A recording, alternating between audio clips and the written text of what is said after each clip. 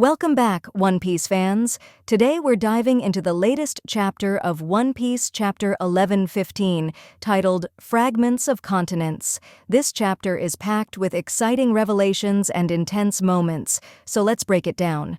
The chapter opens with the cover story featuring Yamato's Golden Harvest Surrogate Pilgrimage.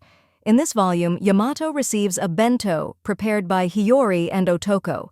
It's a heartwarming scene showing Yamato's joy as he watches Hiyori and Otoko make the bento.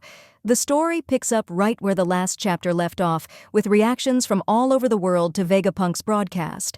In Wanakuni, the citizens listen to Vegapunk's message through an old denden mushi found among Orochi's possessions.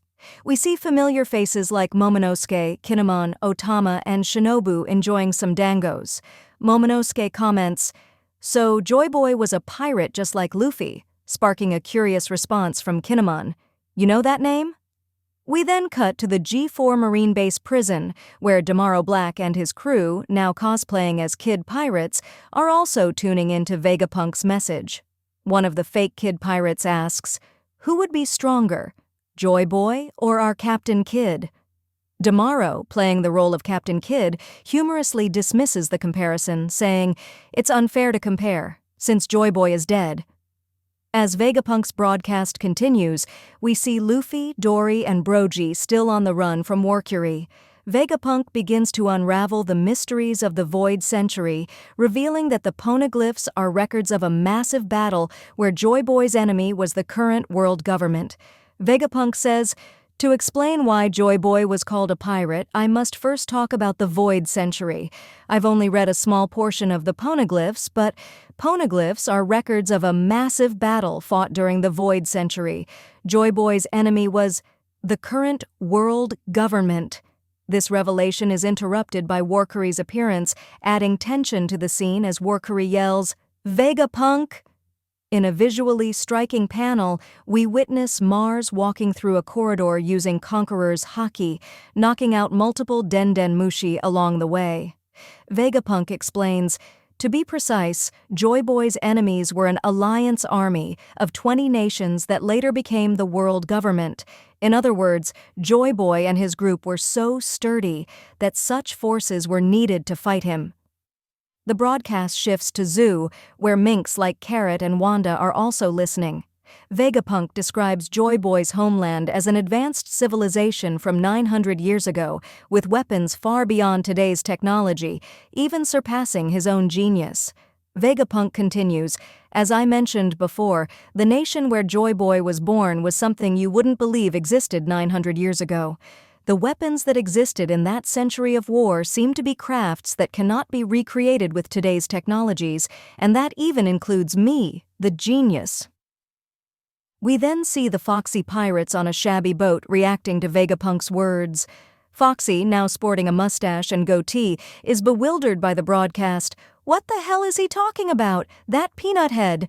While Porsche complains, "Oh boss, and by the way, I'm starving." Back on Egghead Island, Edison urges Stussy to abandon the barrier, which is now ineffective against the 5 elders. Edison says, "Lower the barrier and hightail it out of there," to which Stussy responds, "But I can't. What if something were to happen to the Straw Hat crew?" Meanwhile, Nami and her group are trying to escape as marine battleships gather around Elbaf. Zoro and Jinbei are seen rushing towards the ship. Stussy, in a poignant moment, expresses her loss of purpose now that Stella is gone, saying, "I don't know what to do. Now that Stella is gone, I've lost my purpose in life." While Nusjuro breaks free from the giants and attacks Bonnie, only to be saved by Frankie. Nusjuro's powerful attack cuts through Elbaf's ship, showcasing his formidable strength. Nusjuro exclaims, "You talk too much, Vegapunk. All these annoying signs of life."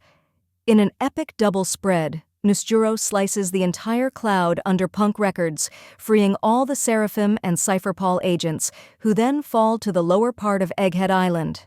Vegapunk's speech continues, detailing how Joy Boy's defeat left lasting damage on the world, causing the current fragmented state of the continents. Vegapunk explains, "The Void Century ended with Joy Boy's defeat. However, his downfall That battle left an irreparable damage on our world. Going from island to island, that is our world today. With sailing itself being difficult, a large amount of our population will only have access to the culture of their own. We see reactions from various locations, including Shimotsuki Village and Sakura Kingdom, where characters like Kushiro and Kureha listen to Vegapunk's message. Vegapunk theorizes that the sea level rise during the Void Century was not a natural disaster, but a man-made calamity, leading to the current world submerged in water. Vegapunk continues, "This is common sense of ours, but this does not apply to the world that existed 1,000 years ago. We can assume that our world used to have several continents long, long ago, but the catastrophic climate change that occurred during the Void Century submerged the entire world with 200 meters rise in seawater. The islands we are living on right now are merely fragments of those continents that used to exist. The world of 1,000 years ago is now sunk into the depths of water and nowhere to be found." In the final pages, Morgans is shocked by Vegapunk's words, while Vivi covers his mouth to continue listening. Vegapunk reveals that the ancient weapons responsible for the catastrophe still exist and could be used again.